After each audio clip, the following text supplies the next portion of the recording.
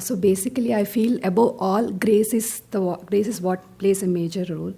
But this seems a little bit mystery to me, because why is it some people, like if everything is Brahman, why is it like some people are more attracted? That itself shows that they have a lot of grace, right? So for example, when I try to help my friends maybe who are struggling, like, by giving whatever knowledge I have or experience, they show no interest. 100 times I repeat, 1,000 times I keep repeating, no interest. So I really want to do whatever I can. Right. Like my immediate family member, my brother is like, no, I don't. All right, he's going to be listening on this, remember. So I am like, what is that mystery? Yes. That makes one attracted and others not. What is the role of grace, first of all? Yeah. Why some are attracted, why others are not? Yeah. Krishna asks, Arjuna has these questions, If it is so easy, then why aren't more people in this path? Why aren't more people realizing it? Now, first of all, about grace. Sri Ramakrishna used to say, the wind of grace is always blowing. God's grace is always there. The Guru's grace is always there. Then how do we take advantage of it? He gives the example of, he used to live near the bank of the river Ganga. And there would be boats sailing up and down the river. Even now there are. So he said, the wind of grace is ever blowing. Raise your sail. The sail which will catch the wind. What is the sail? Make some effort. Don't say that I cannot make any effort. Because you do make efforts for everything. Imagine how much you work for money, for family, for entertainment. How much we work, how much effort we make uncomplainingly for years and years of our life. So why can't you make a little effort for enlightenment? You can make an effort. The more effort you make, that's the raising the sail. The more grace will come and catch your sail and push your boat along faster. Now, why are not people more interested? And if you tell them why are they not interested, it just requires a certain level of evolution. You cannot force people into it. It's difficult enough to force oneself along this path. Sri Ramakrishna used to put it very simply. Shomoy na hole hoy na. Unless the time is ripe, it will not work. Does that mean you have to stop saying these things? Say it, but don't become a bore. Yeah? If you say 100 times, 1,000 times, you're going to, instead of helping people, people might be repelled by it. Be intelligent about it. If somebody is interested, share it. If somebody is not interested, wish them well. And always the best thing is to help people along their own track and try to give them an upward push. That's all you can do. You can pray for them. And you can help them in whatever way they're going, if you can help. So that's what you can do. As time comes, we evolve.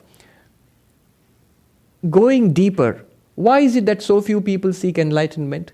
Aurobindo, Rishi Aurobindo, his answer is very interesting.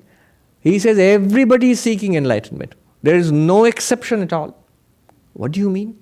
Are all those people out in Manhattan, millions of people, are they seeking enlightenment?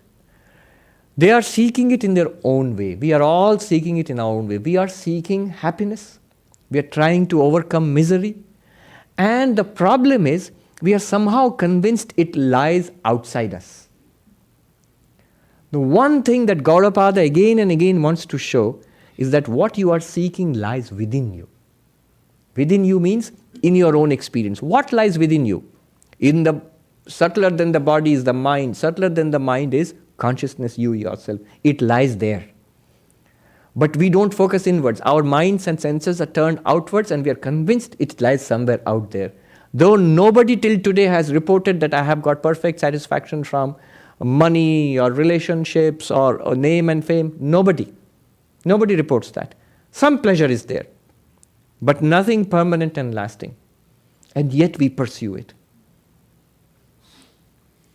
People ask, no, but this is all that there exists. Is it possible at all to get permanent happiness, completely overcome suffering? Is it at all possible, or is it a pipe dream? It is possible. So many enlightened people have reported this. What suffering does Sri Ramakrishna report? What suffering does Vivekananda or Holy Mother or Ma Sharada or Ramana Maharshi or others, what suffering do they report? No, they have transcended suffering. One sign of being enlightened is you don't complain or grumble anymore. So, people are seeking the same thing which a spiritual seeker is seeking. But they are seeking it in an unwise way. They are seeking it in the wrong place.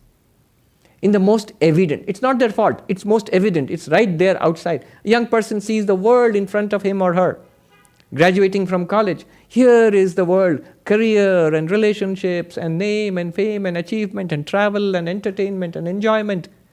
Grab it with both hands. And Sri Ramakrishna says, yes, go ahead.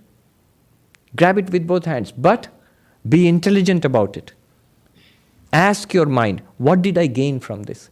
And don't keep repeating the same thing. One must go ahead. I saw this. Sri Ramakrishna he once wanted an expensive shawl. And he asked, that was like the height of luxury at that time.